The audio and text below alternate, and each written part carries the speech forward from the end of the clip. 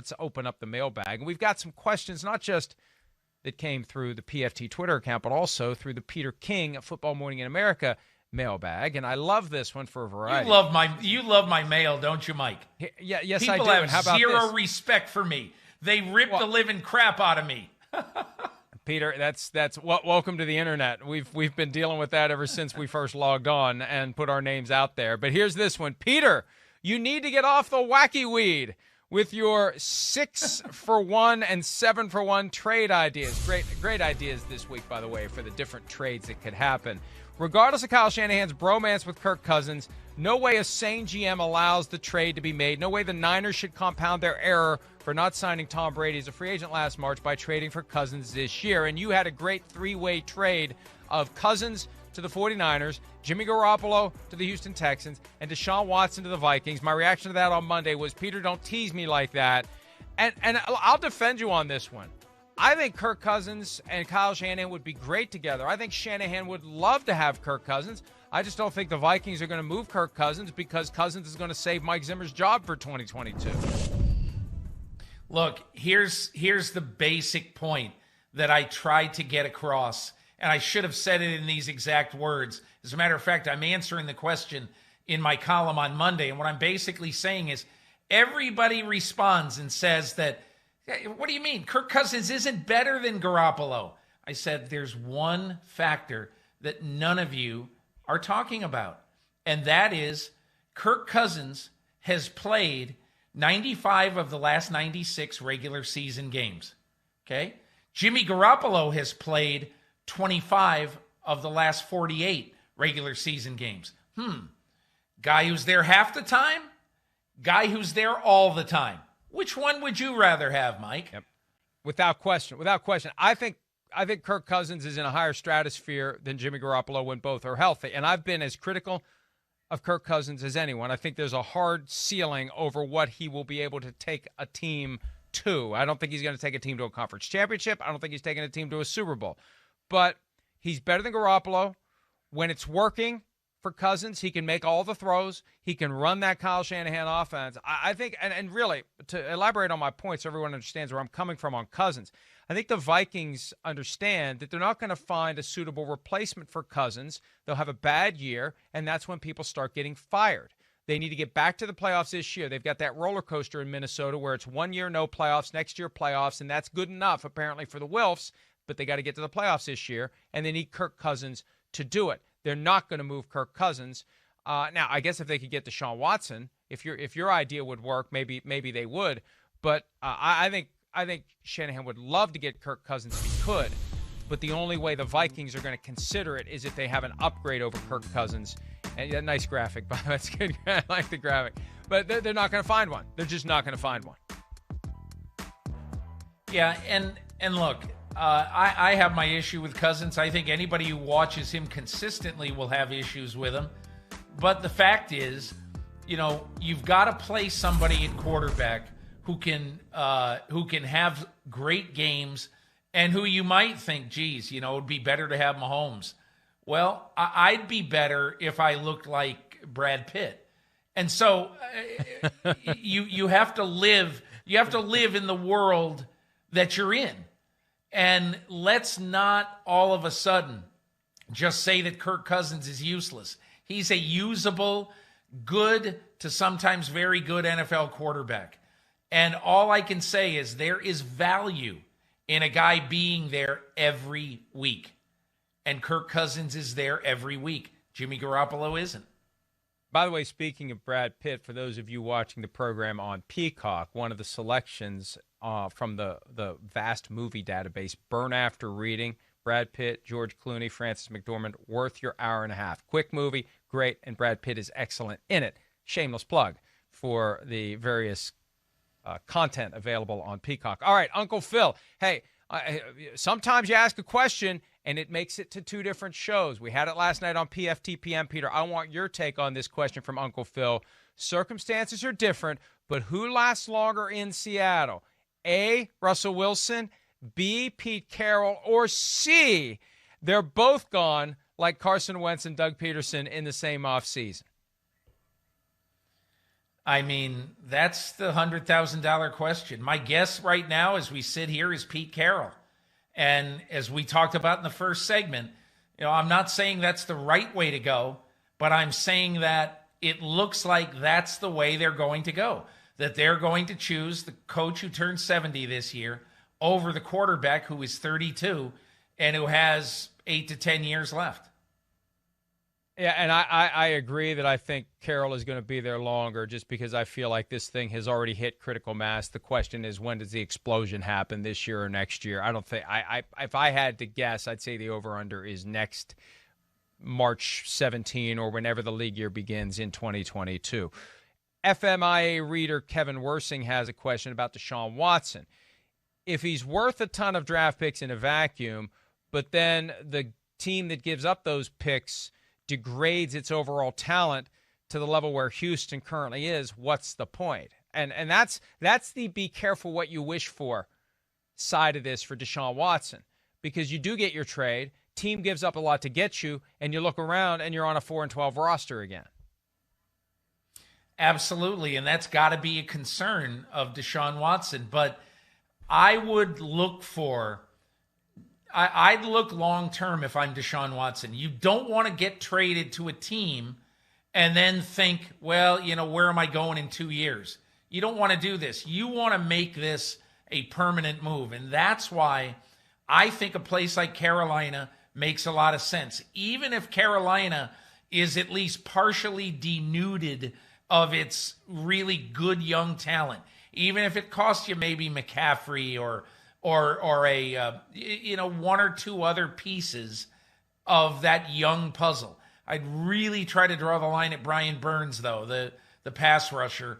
That is a keeper long term for them. But you put your faith in a coach who you believe is going to be there for the next 5 to 7 years and who's got a chance to build a continuum over a long period of time. And that's why I would believe in Matt Rule right now.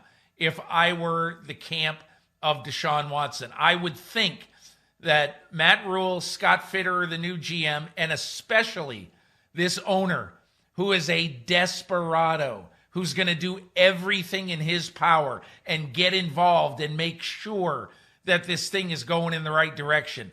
I think they have the pieces in place to build a good team long term. They just don't have a great quarterback long term.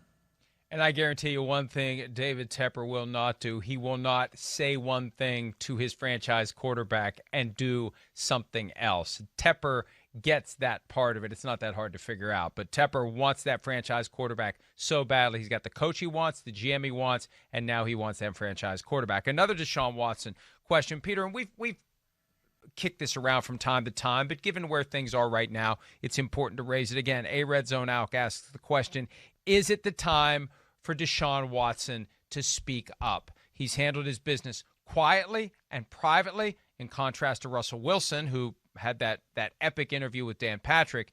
Is it time for Deshaun Watson to say something about what he wants and why he wants it? I don't think so, Mike. I don't see that much of an upside for him to speak today or, in the next few weeks, let's say. I think time might come 2 weeks before the draft, let's say, if Nick Caserio is still stuck on, I'm not responding to trades or to any trade offers. But to me, right now, his words can die in the wilderness. Everybody knows what he wants. He wants a trade. We all know it. If the Texans become willing to trade him before the draft, then maybe he doesn't have to open his mouth and talk about, here's why I want to trade. Okay? Because, Mike, you have a feeling, don't you, that he's got a couple of things that he's holding back, right? That he's got a couple of things he's holding back that at the right time he's going to say them. It just doesn't feel like February 26th is the right time. It just doesn't make that much sense to me. If the Texans are willing to do this on their own, I'm going to take those secrets to my grave. I think that makes a ton of sense. You're right. And the fact that he could ultimately go public with some things that would further embarrass the team, could be the thing that finally gets them to do what he wants. I mean, 2 weeks ago, they let J.J. Watt go at a time when Watt was becoming increasingly salty, a little sign of belligerence, and maybe they didn't want to get into a fight with J.J. Watt publicly over his desire to be released, so they let him go. Once they think that may be coming with Deshaun Watson, maybe they view it differently. Peter, I'm just perplexed by – I understand in theory why you say we just paid this guy a bunch of money, we're not going to trade him, but if he's determined to get out, once they realize he means it, I don't know, do they not think he means it? Once they realize he means it, the question becomes when and how are you going to move on? Because he's moving on. He'll sit out. He'll pay back money. Somebody explained it perfectly a few weeks ago. He came from nothing. Even if he has to pay back a lot of the money he's already received, he's still got plenty more than he ever dreamed he was going to have. He'll sit. He'll wait. And at some point, he'll make the move. I'm going to tell you two things right now that in the last few days as I've been making calls about this. One of the things, I called someone who knows Deshaun Watson very well.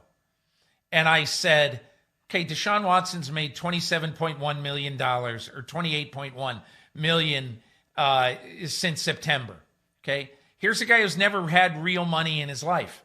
You know, he comes from very modest means. And, you know, he is a guy who basically has never really had much until just right now. So if you were to tell Deshaun Watson, okay, listen, your salary this year, it's like $10 million. And if you sit out all of training camp and take the fines, which can't be rescinded, that's another $2.4 million, I think it is. So if you do all that, you know, it's going to cost you, let's say, $10.3 million. You know, or $13 million, I'm sorry. Are you willing to do that? This person who I asked said Deshaun Watson wouldn't even think twice about it. He would say, of course I'm willing to do that.